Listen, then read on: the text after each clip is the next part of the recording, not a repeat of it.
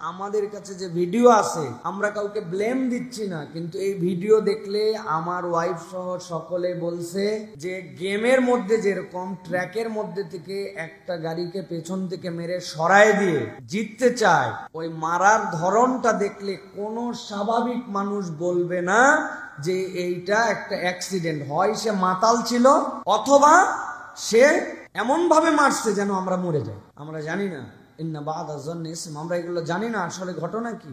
আপনারা আরো জানলে অবাক হবেন।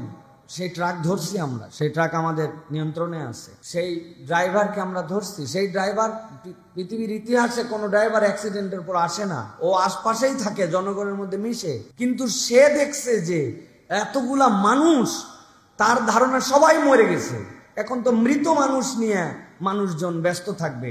ইতিমধ্যে সে আসছে, তার হেল্পার যখন তার সাথে একটু কথা বলছে, তখন জনগণ বুঝে ফেলছে যে এটা ড্রাইভার, ধরে ফেলছে তাকে। তো আমরা বলবো এই যে রোডের উচ্ছৃঙ্খলতা, বিশৃঙ্খলা, এইগুলা বিষয় থেকে আমাদের সকলকেই সতর্ক হওয়া উচিত। আমার অ্যাক্সিডেন্টের ইমিডিয়েট পরে ওই ইয়েতেই, চন্দ্রার কিছু আগে, এই জায়গাতে আরেকটা গাড়ির অ্যাক্সিডেন্ট হয়েছে। একটা ট্রাক আরেকটা ট্রাককে মেরে দিছে পেছন থেকে। ওই ট্রাক সামনেও বাড়ি খায় নাই, আপনারা দেখবেন নিউজে আসছে। ড্রাইভার হেল্পার জায়গাতেই মারা গেছে দুজন। ট্রাকের পেছনে মারছে, আর আমার গাড়িতে পেছন থেকে মেরে সামনে যায়, আবার পেছনে এসে সামনে বামে ধাক্কা খেয়ে রব্বুল আলামিন কিভাবে রক্ষা করলেন। এটা আল্লাহ রব্বুল আলামিনের দয়া ছাড়া আর কিচ্ছু না। আর আমি আবারও আপনাদের প্রতি কৃতজ্ঞতা জানাচ্ছি। কত মানুষ, কত ভাবে, আমি কি এমন ক্ষুদ্র মানুষ, এমন এমন রাজনৈতিক ব্যক্তিত্ব, ওলামায়ে কেরাম, পীর সাহেবগণ, আলহামদুলিল্লাহ, আমি আপনাদের কাছে নাম বললে আপনারা শিহরিত হয়ে যাবেন। এই মানুষেরা আমাদের খোঁজ খবর নিয়েছেন, দোয়া করেছেন, উপর থেকে নিচ পর্যন্ত। একজন ফকির আমার সাথে গতকালকে দেখা করতে, প্রতিবন্ধী ভিক্ষু, বলে হুজুর আমার একটা ভাঙ্গাচুরা ফোন আছে, ওই ফোনে রাত দিন আপনার ওয়াজ শুনবো। আমি যখন শুনছি যে আপনি অসুস্থ, সে 2টা কমলা নিয়ে আমার বাড়ির নিচে আমার সাথে দেখা করতে আসছে। আসলে আমার অনেক ভুল, অনেক গুনাখাতা, অনেক আপনাদের সাথে আচরণে আমার কমতি আছে, আমি জানি। বিশেষ করে আমরা মাহফিলের লোক, বিভিন্ন জায়গায় যাই, কমিটিদের সাথে বিভিন্ন ধরনের কথাবার্তা হয়, আমাদের কমিটমেন্ট আমরা ফুল করি, তারা অনেক সময় উল্টাপাল্টা করেন আমাদের সাথে, তাদের বোঝাপড়ায় অনেক সময় ভুল হয়, অনেক কথা হয়, আমি জানি। অনেকেই আমাদের দ্বারা কষ্ট পান, কিন্তু আমি আপনাদের কাছে আজকে অনলাইনে অফলাইনে সকলের কাছে আমি ক্ষমা চাইলাম।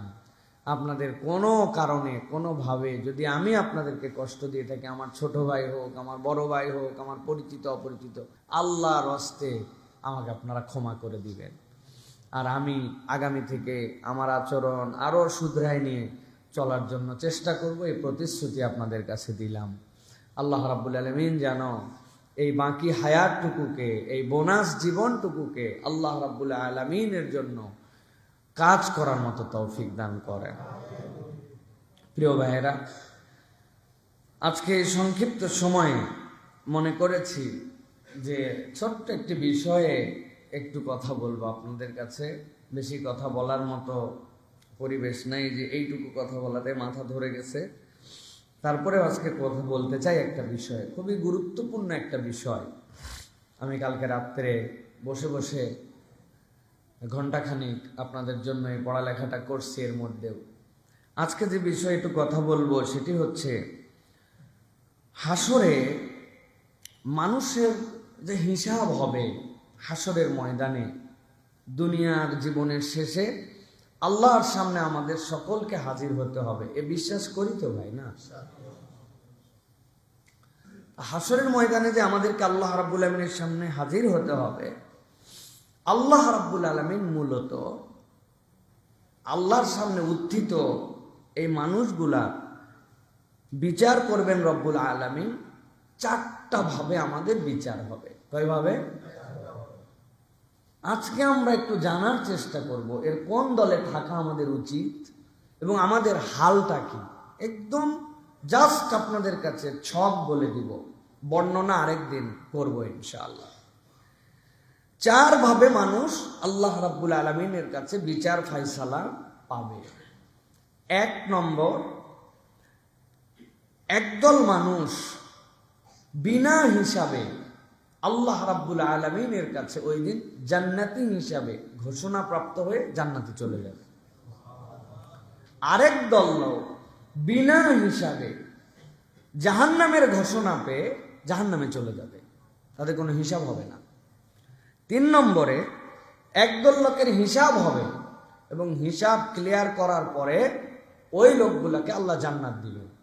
আরেক দল লোক হিসাব হবে কিন্তু হিসাব হওয়ার পরে ফেঁসে যাবে, ফাঁসার পরে তাদেরকে জাহান্নামে দেওয়া হবে। তাহলে জাহান্নামে এবং জান্নাতে যাওয়ার এবং বিচার প্রক্রিয়ায় মানুষ কয় ভাগে বিভক্ত হবে? 4 ভাগে। এখন আমরা কোন ভাগের মধ্যে আছি? আমাদের দুনিয়ায় চলাফেরা কোন ভাগের দিকে যাচ্ছে? এটার একটু আমাদের হিসাব মেলানো দরকার প্রিয় ভাইরা। প্রথম প্রকার কারা? প্রথম প্রকার হচ্ছে যারা বিনা হিসাবে আল্লাহ রাব্বুল আলামিনের কাছে জান্নাতে চলে যাবে হাশরের ময়দানে উত্থিত হওয়ার পরে। এই শ্রেণীটা কারা? যারা বিনা হিসাবে আল্লাহ রাব্বুল আলামিনের কাছে মাপ পেয়ে যাবে। আল্লাহ রাব্বুল আলামিন কুরআনুল কারীমের মধ্যে এবং নবী করিম সাল্লাল্লাহু আলাইহি ওয়াসাল্লাম হাদিসের মধ্যে তাদের পরিচয় দিয়েছেন। তাদের যোগ্যতাটা ইউনিক। তাদের গুনাহ আছে, তাদেরও ভুল আছে, তারাও চলার পথে বলার পথে অনেক ভুল করছে, কিন্তু এই মানুষগুলো আল্লাহ রাব্বুল আলামিনের কাছে এমন ভাবে তওবা করছে যেন তার আর কোনো গুনাহই নাই। আল্লাহ রাব্বুল আলামিন তার তওবার কারণে তাকে বেগুনা বানায়া বিনা হিসাবে জান্নাতে ঢুকাই দিলেন। হাদিসের মধ্যে আসছে এই জন্য আত-তাইবু মিনাজ যামবি কামান লা যামবা লাহ, যারা গুনাহ থেকে তওবা করে যেন তাদের গুনাহ নাই। বলেন তো, যেন তাদের মানে গুনাহ আছে কিন্তু তওবার কারণে বুঝাচ্ছে যেন গুনাহ নাই, তার মানে গুনাহ আছে বলেই না তওবা করছে ওরা। আল্লাহ রাব্বুল আলামিন সূরা ফুরকান 70 এবং 71 নম্বর আয়াতের মধ্যে বলেছেন, শর্ত মতো যদি কেউ তওবা করে, তওবাটা যদি শর্তের মধ্যে পড়ে যায়, আল্লাহ যেভাবে বলছেন ওই শর্ত অনুযায়ী তওবা করে কবরে গেছে, আল্লাহ রাব্বুল আমিন তাকে বিনা হিসাবে জান্নাতে দিবেন। আল্লাহ কি বলছেন কোরআনে? ইল্লা মান তাবা ওয়া আমানা ওয়া আমিলা আমালান সালিহান ফাউলাইকা ইউবাদদিলুল্লাহু সাইয়্যাতিহিম হাসানাত। আল্লাহ বলছেন যারা ঈমান আনলো, আমলে সালেহ করলো এবং তওবার হালতে থাকলো, আল্লাহ বলছেন আল্লাহ তাদের যাবতীয় গুনাহগুলোকে হাসানাত দিয়ে, সওয়াব দিয়ে পরিবর্তন করায় দিবেন। আল্লাহ তো আদেল, বান্দার গুনাহ আছে আবার জান্নাতে দিবেন, হলো না? আল্লাহ বলছেন ক্ষমতা আমার কাছে, আমি তার তওবার কারণে এত খুশি যে তার যাবতীয় গুনাহ সবগুলোকে আমি সওয়াবে কনভার্ট করে দিছি, সওয়াবে কনভার্ট করে আমার বান্দাকে আমি মাফ করে দেব। আল্লাহ বলছেন ওয়া কানা আল্লাহু গফুরুর রহিমা। এরপর আল্লাহ বলছেন ওয়া মান তাবা ওয়া আমিলা সালিহান ফাইন্নাহু ইয়াতুবু ইলাল্লাহি মাতাবা।